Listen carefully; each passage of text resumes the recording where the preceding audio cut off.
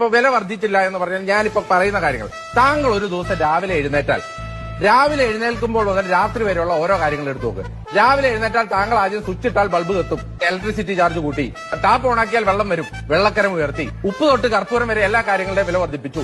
കേരളം കണി കണ്ടുണരുന്ന നന്മ മിൽമ പാലിന്റെ വില വർദ്ധിപ്പിച്ചു. താങ്കൾ താമസിക്കുന്ന വീടിന്റെ വീട്ടുകരം കൂട്ടി, താങ്കൾ താമസിക്കുന്ന വീടിന്റെ സ്ഥലമിരിക്കുന്നതിന്റെ സ്ഥലക്കരം ഉയർത്തി, താങ്കൾ പോകുന്ന വണ്ടിയുടെ നികുതി വർദ്ധിപ്പിച്ചു, താങ്കൾ പോകുന്ന വണ്ടിയിൽ ഒഴിക്കുന്ന പെട്രോളിന്റെ വില വർദ്ധിപ്പിച്ചു, താങ്കൾ ഒരു ഓട്ടോയിൽ പോയാൽ ഓട്ടോ കൂലി കൂട്ടി, താങ്കൾ ഒരു ബസ്സിൽ പോയാൽ ബസ് കൂലി കൂട്ടി, ഇതുമായി ടോളിൽ പോയാൽ ടോൾ പ്ലാസയുടെ വില വർദ്ധിപ്പിച്ചു.